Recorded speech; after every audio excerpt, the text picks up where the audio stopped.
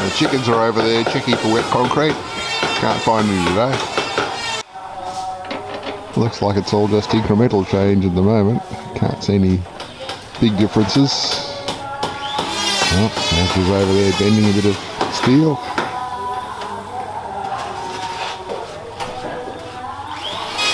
Another one who leads by example. Good to see.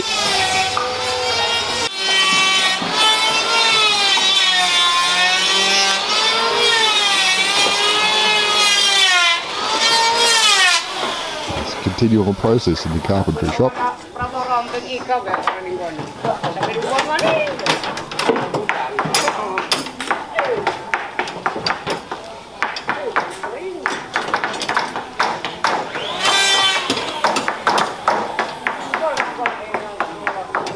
Of course, it rained much of the night last night, and I can feel it starting to spit on me again.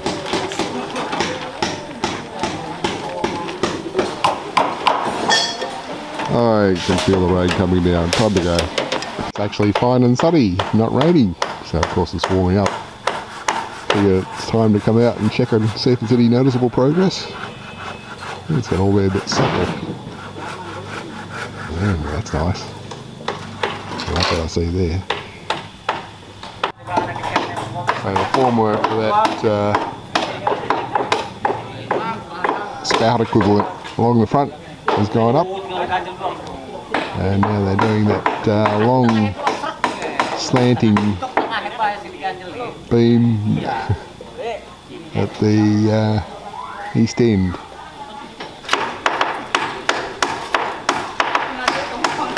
I'm going to have a look, see if I can get closer and see what's going on inside. If they need a supply of water for concrete, there it is. It's what, 1.6 metres or thereabouts deep. So there's a fair volume in there. So it kind of looks like we've got the formwork for the front stuff done. Working on the end slope up there, and there'll be another one inside that on the end wall, I think. They got some formwork for the complex shape of that sort of buttressed support for the crane rail. That one's done, this one's partially done, and we've got those to do yet.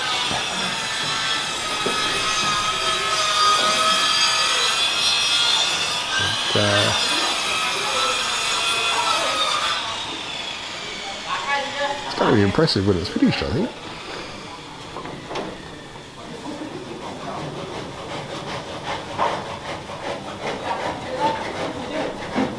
Still got a good supply of bamboo over there.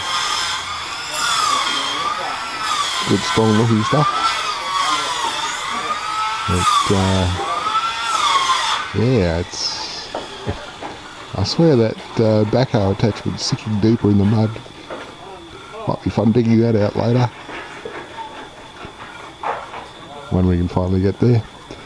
And I was thinking that possibly when all the bamboo's finished with, we can make effectively a corduroy road, lay it all crosswise across the track, so we need to follow with the machine to get across there.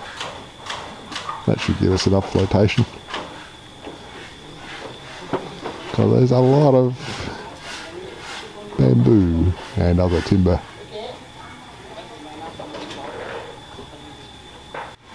They're actually using some of the bamboo at the back of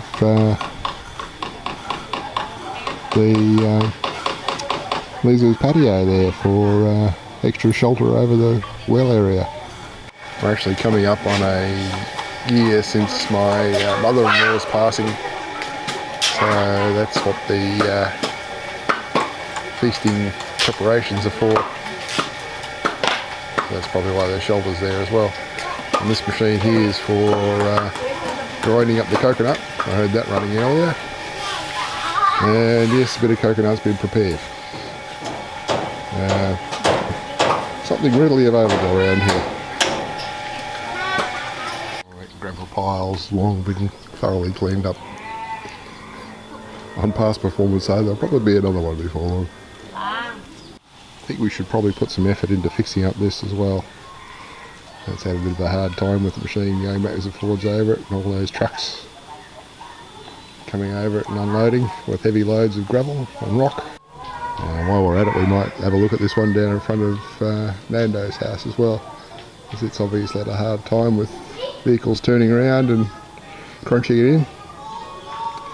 I think we could probably spring for some repairs for that. While we're doing that bit of road works for those crossovers, we should extend this corner out too, so that it's not a 3.2 and getting around the corner. That'll make everybody's life a bit easier. There's always a concern that you're going to drop a wheel over that edge there, which is going to be a bit of a struggle to recover from. Well, here's a different angle. This is from the west end of the rice drying area near the rice factory. So there's the rice factory with a huge pile of screenings out the back from the husks that have been blown out by the machine. If that were a cotton fire, it'd be a mess. Way in the distance there you can see that motor tricycle that's parked where the gravel normally gets dumped out the front, just this side of that first crossover I showed you over the monsoon gutters. Recycling man's just about to leave. And if we sweep around, there's Lizu's house. Back patio, all the work that's going on there, the bamboo, cement storage, my shed, and Daddo's house. So it's all fairly compact really, Daddo's back garden.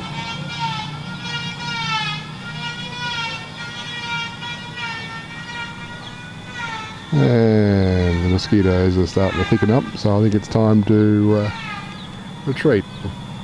But yeah, this rice is coming along, so I'm sure there'll be a rice harvest very soon, at which time this will be put back into service. For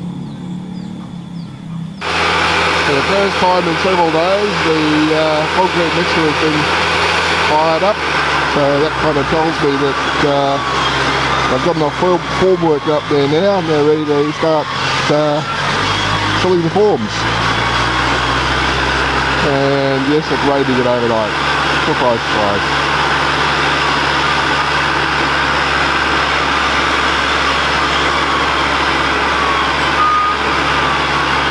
So he's mixed one load and dumped it into the trough, and they're already mixing up the next load, so I'm thinking it's going to be a bucket chain before long.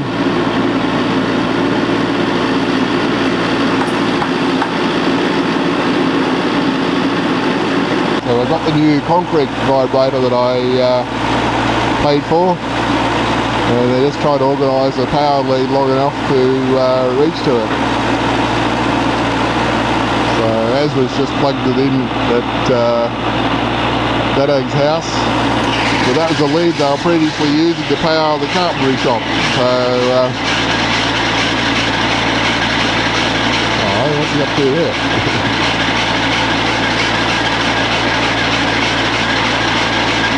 It's not good when you're using fire to work on your electronics, electrical.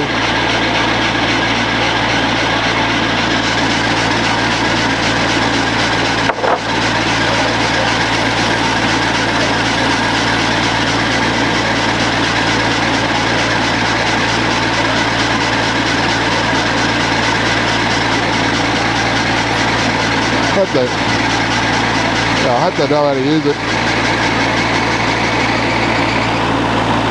I hope they don't fill the power board with concrete accidentally.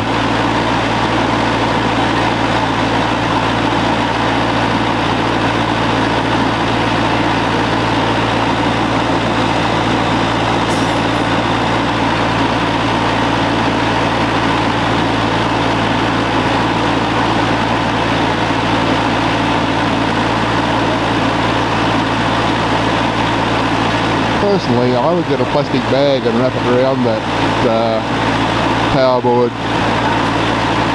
and cable junction there.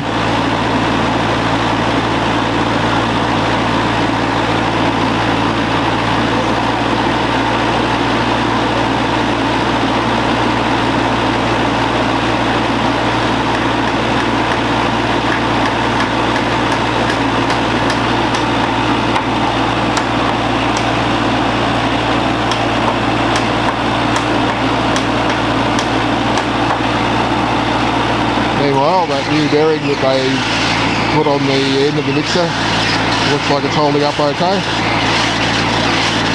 No leaks.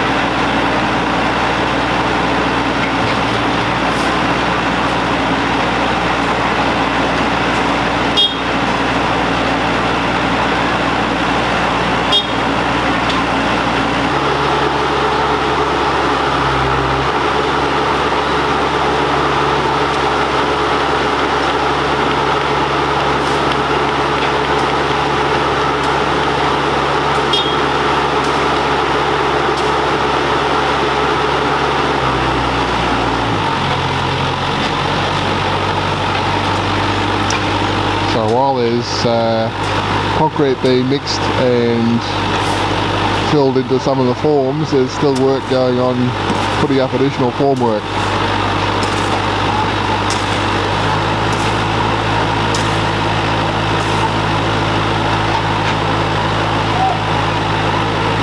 Good stuff.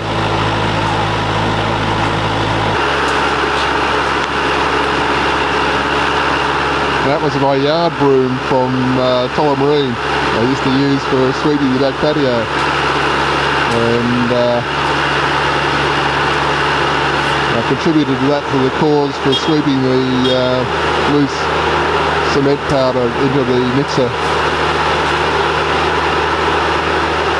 So it'll never be the same again, like many of my things here.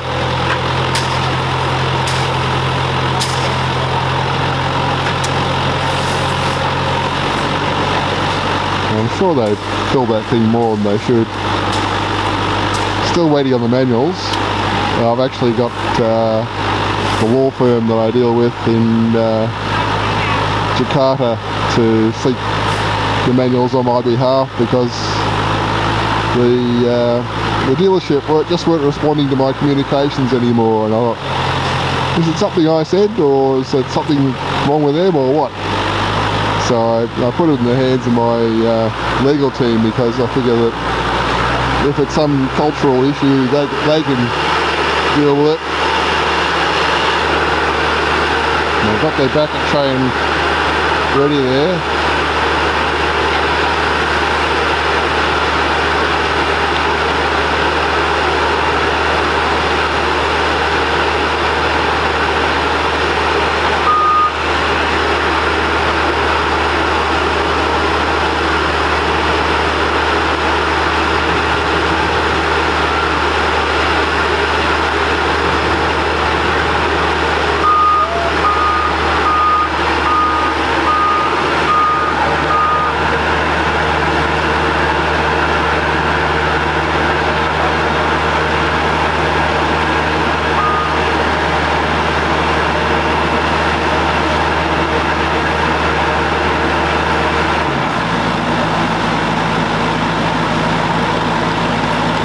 Danger, danger, danger.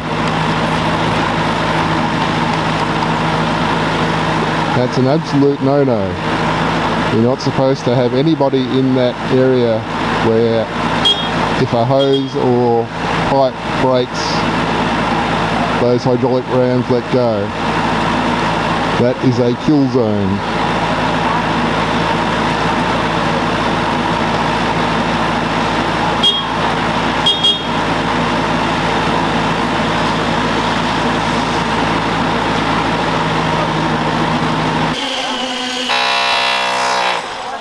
hammer drill's being used with a chisel to try and chip off some of the dried concrete.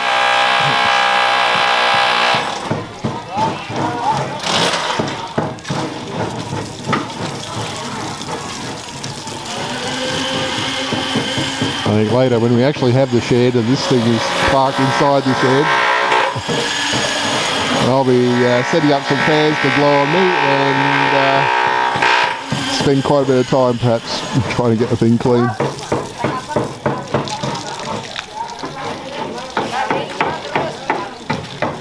Or even park it outside and use that new power washer on it for hours at an end. Or hours at a time. I checked with Azra and he says that buying that concrete vibrator was a good choice. We should have had that long ago. Should have had that when we were doing the columns. But 2020 hindsight.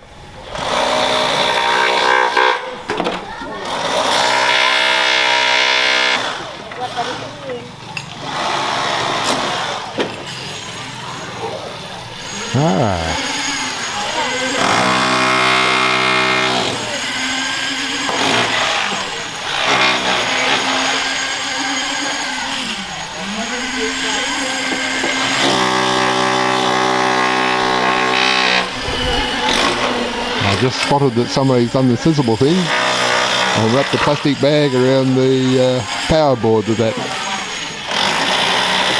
concrete vibrator is plugged into.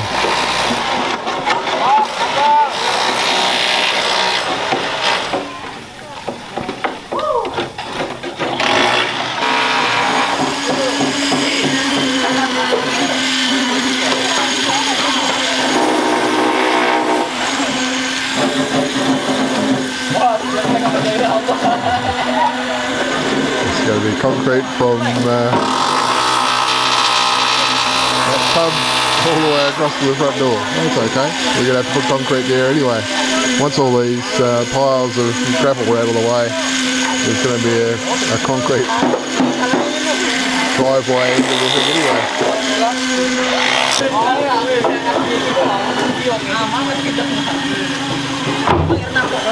Hope they don't try to operate the machine without that cover on, or plan to. It's not raining, it hasn't been raining for a while, so it's starting to feel warm of course. I think I'd best go where it's cooler. Meanwhile, there's much preparation for feasting. Lots and lots of fish.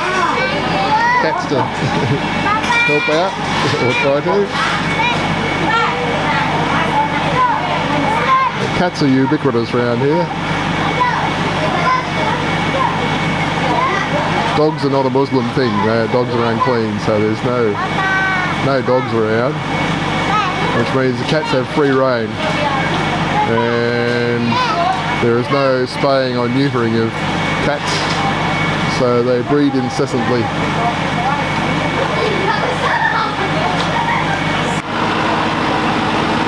It's an hour or two later, and concrete mixing and pouring continues.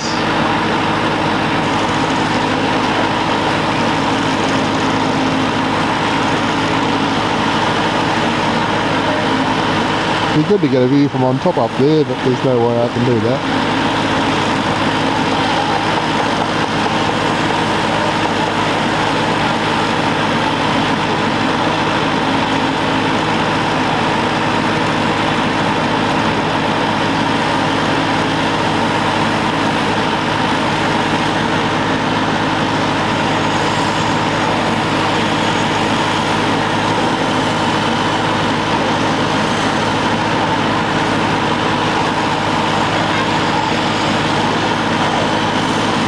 I can't help but think of what this would be like without the machine to mix the concrete.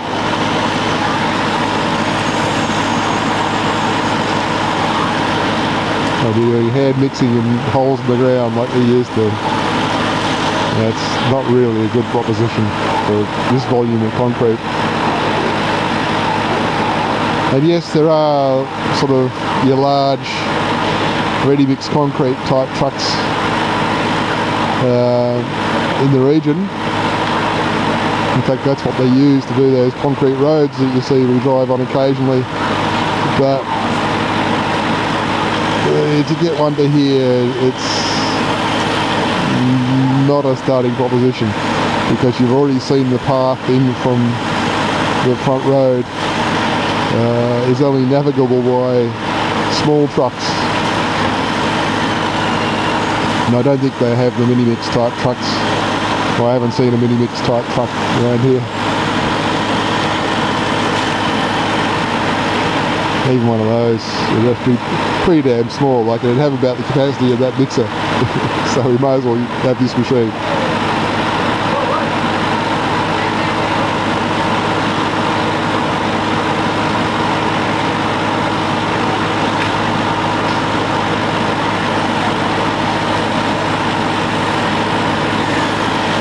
Well, this could go on for hours, so I might as well go back to my comfortable lounge room.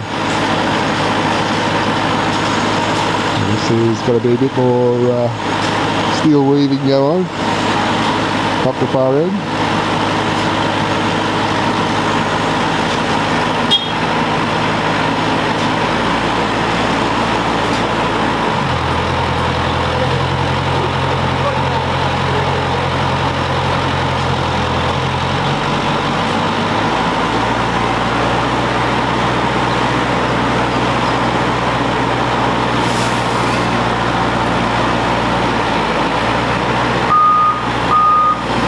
Stand behind the machine.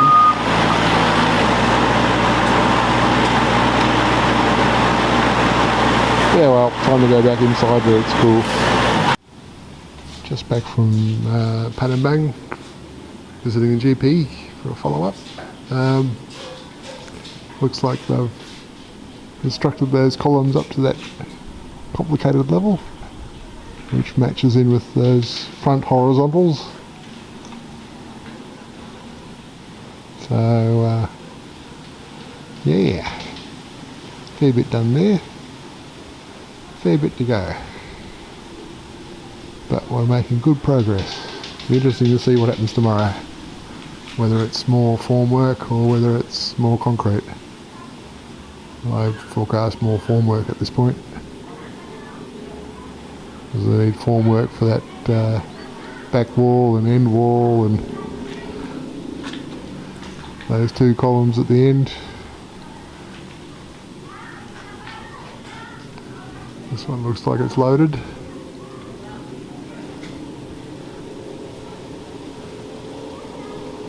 Wonder what they've done at the back.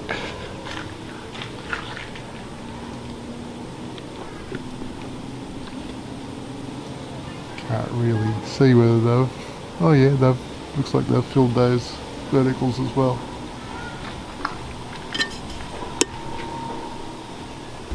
That one perhaps not.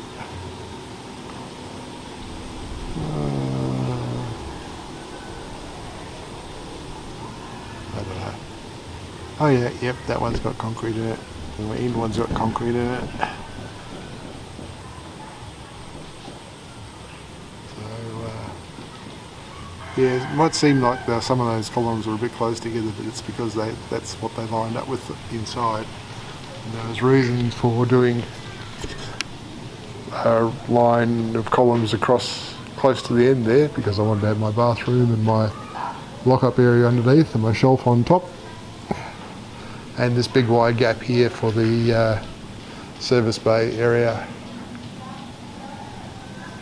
which means that these two columns here are about halfway across the 12 metre span, end to end of the shed. And the next pair of columns are halfway between the end and these.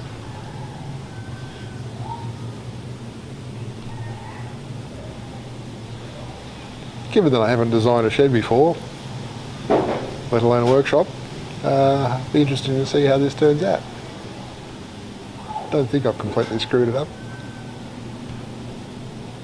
Well, that's good. I've moved that eye bolt up from this column to the sloping beam up top, and it's sunk much deeper in. And I thought before there was a bit too much projecting really.